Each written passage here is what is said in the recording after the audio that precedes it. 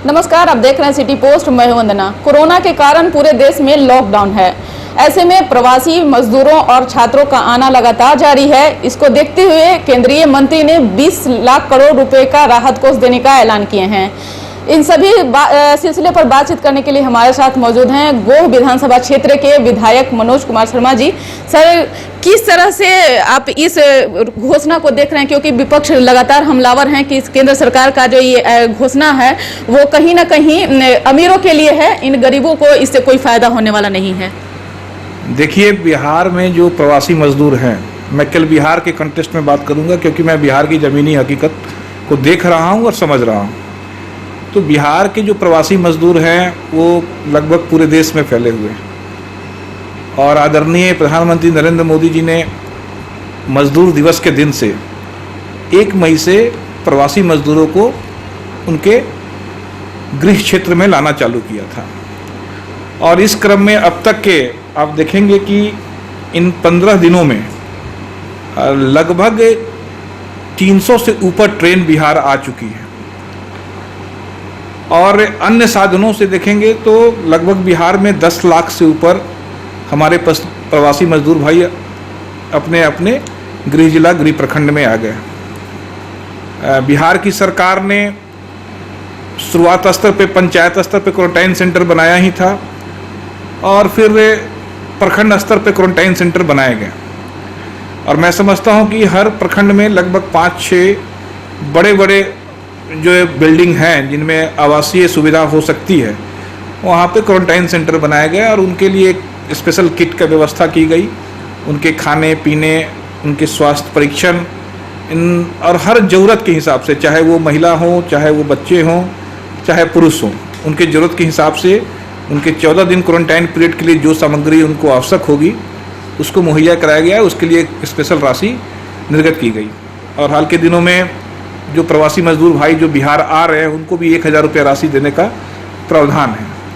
केंद्र की सरकार ने भी 3000 करोड़ रुपये का एक स्पेशल प्रोविज़न प्रवासी मजदूर भाइयों के लिए किया है। इसलिए आप ये कह सकते हैं कि आप अगर हाईवे में देखें या जहाँ से प्रवासी मजदूर किसी कारणवश से वो अगर निकल पड़े हैं हाईवे की ओर, तो हमारी जो पार्टी है, हमारा जो संगठन है, हमारे जो अन्य संगठन हैं जो हमारे पार्टी के जो मूल संगठन के साथ में कार्य करते हैं, तो उनके तमाम कार्यकर्ता पूरे देश भर में उन ऐसे प्रवासी मजदूरों को सहायता मार्गों में उपलब्ध करा रहे हैं। इस कार्य के लिए पार्टी लगातार मॉनिटरिंग भी कर रही है और ये निश्चित रूप से आदेश हमारे प्रधानमंत्री जी का है, भारतीय जनता पार्टी के कार्यकर्ताओं को, कि जो भी प्रवासी मजदूर, चाहे वो हाईवे पे मिले, कहीं आपके प्रखंड क्षेत्र में मिले, गांव में मिले, आप उनकी यथासंभव मदद करेंगे। ये अपील भी है क्योंकि कोरोना की लड़ाई जन सहयोग के साथ साथ में सरकारी नीतियों से जीती जा सकती है। इसलिए विपक्ष कुछ कर नहीं रहे हैं। विपक्ष के पास में करने के लिए कुछ है भी नहीं, ना इच्छा शक्ति है, ना उनमें वो धैर्य है। तो वो इस महामारी के समय में भी जब हम लोग जन सहयोग का अपेक्षा कर रहे हैं, जन सहयोग की अपील कर रहे हैं, तो वो जनता को भड़काने के लिए वो अनाप शनाप इस तरह के बयान दे रहे हैं जो कि कभी सफल नहीं होगा। सर, मेरा ये सवाल है कि जो अभी मजदूरों का बुलाने का काम अभी जो केंद्र सरकार ने आदेश के जरिए किए हैं, तो कहीं ना कहीं ये चूक हुई है क्योंकि अगर राज्य के जो राज्य सरकार हैं, जो भी राज्य में मजदूर फंसे हुए हैं, तो ऐसा नहीं लगता कि उन मजदूरों को वहीं पे बेहतर व्यवस्था दे दी जाती, तो आज जिस तरह से संक्रमण हमारे राज्य में फैल रहा है तो ये संक्रमण नहीं फैलता। देखिए, क्या है कि जो अब बिहारी मजदूरों की अगर आप संख्या देखें तो लुधियाना में हमारे बिहारी मजदूर भाई लगभग 3 लाख की आबादी में है और लगभग 4-5 लाख वहाँ उत्तर प्रदेश के भी मजदूर हैं। दिल्ली NCR में देखें तो वहाँ भी लगभग 6-7 लाख हमारे बिहारी मजदूर भाई हैं। सूरत में मैं समझता हूँ कि वहाँ भी बिहार, यूपी के जो मजदूर हैं, उत्तर प्रदेश के जो मजदूर हैं, उड़ीसा के, बंगाल के, वो लगभग 10 लाख से ऊपर की आबादी है। उसी तरह बॉम्बे में देखेंगे तो हमारे मजदूर भाइयों की आबादी जो उत्तर प्रदेश, बिहार, उड़ीसा और अन्य राज्यों, मध्य प्रदेश, राजस्थान, सभी जगह के जो मजदूर भाई हैं उनकी भी आबादी 10 लाख से ऊपर है।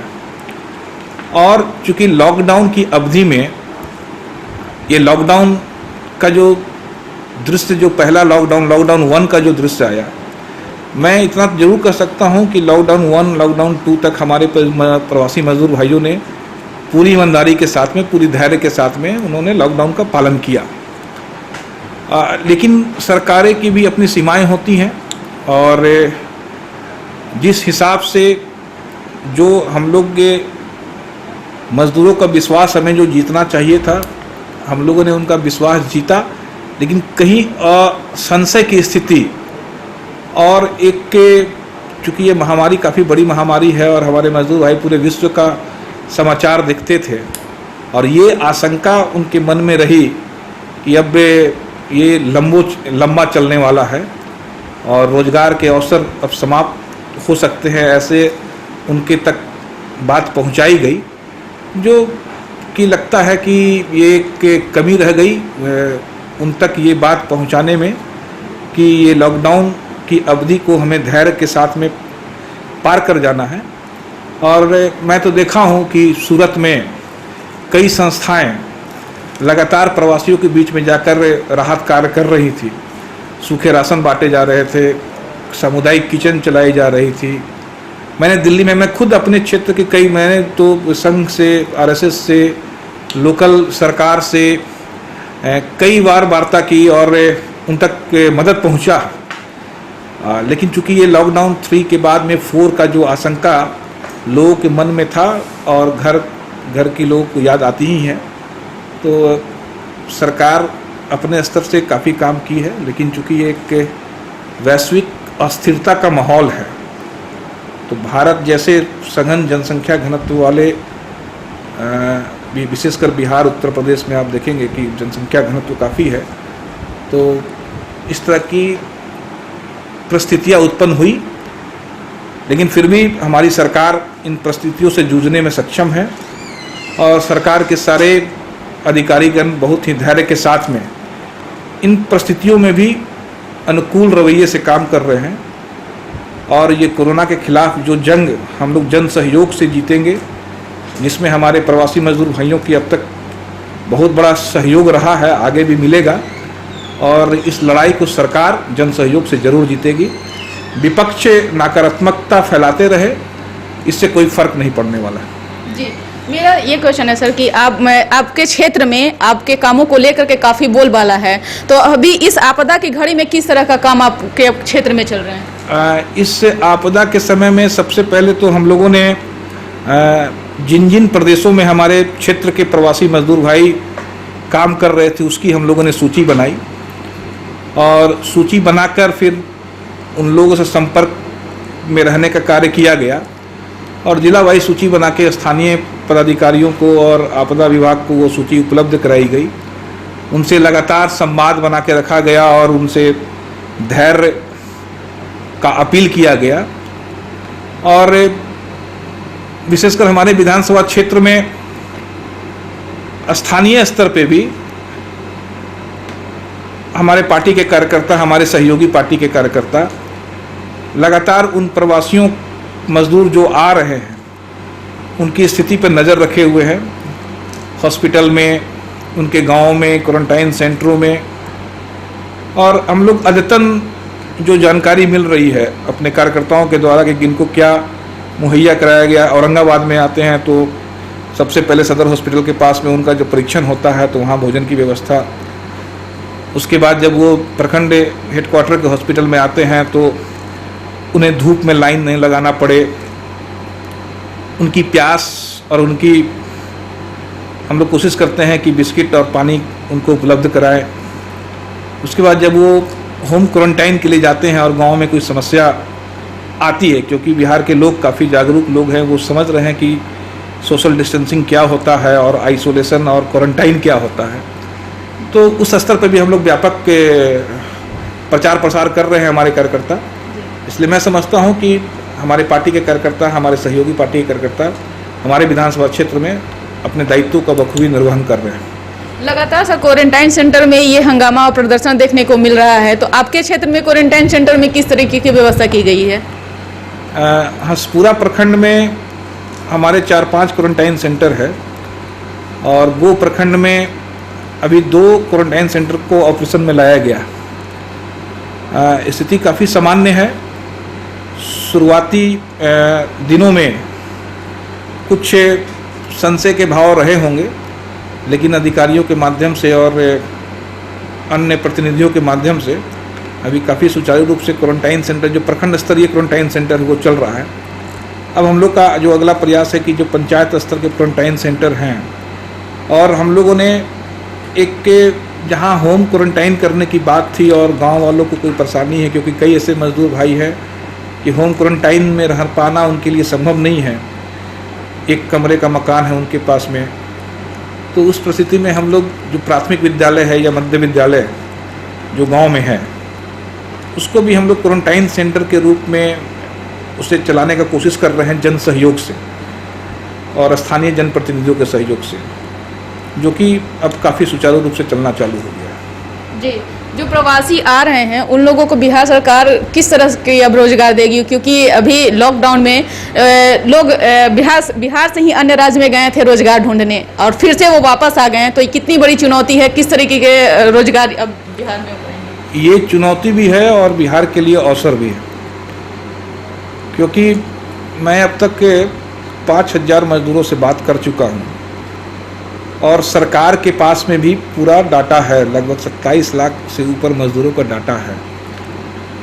और बिहार की सरकार, और मैं ये बताऊं कि ये सारे जो कामगार हैं, ये कारीगर, जिसे आप कुशल स्किल लेबर कह सकते हैं, कुशल श्रमिक हैं ये।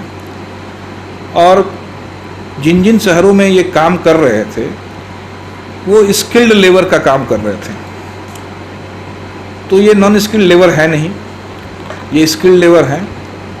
तो हम लोग ये डाटा बना रहे हैं कि इनका स्किल किस मशीन पे था और उसके हिसाब से हम लोग फिर इसे अवसर के रूप में बदलने का कार्य करेंगे। रही बात तत्काल इनके रोजगार की, तो अभी तो मजदूर भाई आ ही रहे हैं, लगभग 11 लाख मजदूर आ चुके हैं और भी आ रहे हैं। और बिहार सरकार को अभी 1,000 ट्रेन और मिलने वाली है, लगभग 300 से ऊपर ट्रेन से लोग आ चुके हैं। तो एक बेहतर औद्योगिक माहौल बनाने की प्रक्रिया में हम लोग हैं और मैं समझता हूं कि इसे हम लोग पूर्ण रूपेण सुअवसर पर बदल लेंगे। एक व्यापक औद्योगिकीकरण की कार्य करने का कार्य करेंगे और अधिकाधिक रोजगार उत्पन्न करने का कार्य करेंगे। सर, लगातार जो प्रवासी आ रहे हैं वो बेमौत मर रहे हैं, तो ये कितनी बड़ी समस्या हो सकती है बिहार के लिए? इसीलिए हम लोग प्रवासी मजदूर भाइयों से ये अपील कर रहे हैं कि आप जहां रहें वहां सुरक्षित रहें, धैर्य बना के रखें। 1 मई से प्रवासी मजदूरों को ट्रेन के द्वारा लाने की व्यवस्था की गई है और साथ साथ में लॉकडाउन की जो प्रावधान है इंटर स्टेट ट्रैवल करने की, उसमें भी काफ़ी MHA के द्वारा संशोधन किया गया है। और अब विभिन्न जिलों को DM को भी ये निर्देशित कर दिया गया है कि अगर किसी राज्य में कोई मजदूर बसों के द्वारा आना चाहे तो वो तुरंत कंसेंट वहाँ के जिलाधिकारी को दे कि बस के द्वारा भी आ सके। और आपको मैं बताऊं कि अब काफ़ी बड़ी संख्या में लोग बसों के द्वारा भी प्रवासी मजदूर बिहार आ रहे हैं। इसलिए सरकार अपने स्तर से वो हर प्रयास कर रही है। और चूँकि ये जो हादसे हुए हैं वो गैर सुरक्षित तरीके से सफ़र करने के दरमियान हुए, ट्रकों में मजदूर आ रहे थे या रात्रि में मजदूर चलते हैं, पैदल चलते हैं, तो हाईवे पे आप समझ सकते हैं कि रात्रिकालीन में पैदल चलना कितना खतरनाक हो सकता है। या रेल के पटरियों पे अगर आप रात्र में चल रहे हैं तो ये काफ़ी एक जान जोखिम डालने के समान है। इसलिए प्रधानमंत्री और MHA ने भी इस बात की ताकीद की है राज्यों को कि गैर सुरक्षित तरीके से प्रवासी मजदूरों को चलने से रोकें। तो राज्य सरकारें भी, चूँकि जो हमारा जो सबसे बड़ा एक मेजर स्टेट उत्तर प्रदेश इसमें आ रहा है बीच में, क्योंकि जो पंजाब से हमारे मजदूर भाई हैं, हरियाणा से हैं, जो उत्तर प्रदेश से हैं, जो दिल्ली से हैं, जो राजस्थान से हैं, ये जब भी बिहार आएंगे उत्तर प्रदेश के रास्ते से आएंगे तो हम लोग भी लगातार, जैसे कल सहारनपुर में रोका गया मजदूरों को, आज उन्हें बस में बैठा दिया गया है और उनको सीमा तक, बिहार के सीमा तक छोड़ दिया जाएगा, फिर वहाँ से फिर बिहार सरकार कर लेगी। वैसे ही सहारनपुर से विशेष ट्रेन की व्यवस्था की गई गोपालगंज के लिए, बेतिया के लिए, तो वो सारी व्यवस्थाएं बनाई जा रही है। उसी तरह आगरा, मथुरा में भी कई हमारे मजदूर भाई उत्तर प्रदेश के सीमा पे हैं, उनके लिए भी वहाँ के स्थानीय पदाधिकारी व्यवस्था करके उनको बिहार बॉर्डर में भेजने का काम कर रहे हैं।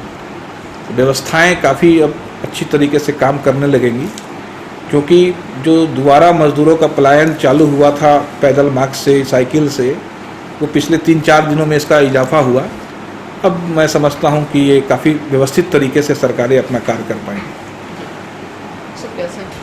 तो ये थे गो विधानसभा क्षेत्र के बीजेपी विधायक मनोज कुमार शर्मा, जिनका साफ तौर से कहना था कि जो केंद्र सरकार ने राहत देने की जो ऐलान की है उससे गरीब लोगों को काफी इससे फायदा होने वाला है। तो इस कारण बस इतना ही। अगर आपको हमारी खबर अच्छी लगे इसे अपने दोस्तों के साथ शेयर करें, हमारे चैनल को सब्सक्राइब करें, बेल आइकन जरूर दबा दें। आपका सहयोग समर्थन लगातार सिटी पोस्ट को मिल रहा है, आगे भी बनाए रखें। धन्यवाद।